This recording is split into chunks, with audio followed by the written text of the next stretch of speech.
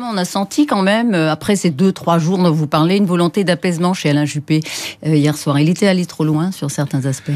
Oui, je pense que c'était à la fois contre-productif pour lui-même, c'était contre-productif pour la droite et le centre dans leur ensemble, et c'était surtout tellement caricatural que ça ne pouvait profiter à personne. Caricature, c'est un mot que vous avez prononcé en effet plusieurs fois. Qui est faible d'ailleurs parfois. Hier soir. Qui est faible, c'est-à-dire ?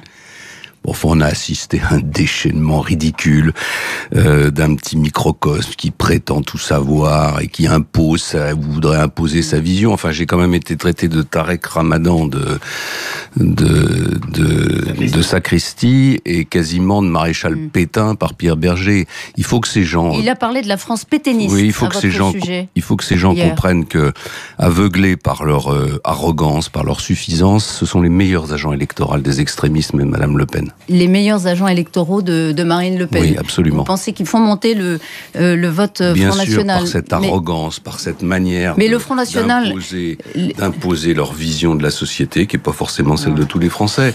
Un peu d'ouverture d'esprit, un peu d'écoute des autres, un peu d'écoute du peuple français, ça ne leur ferait pas de mal. Mais si un jour vous deviez vous retrouver face au Front National, vous seriez convaincant en expliquant que vous êtes anti-système et que le microcosme est contre vous ? Vous êtes sûr ?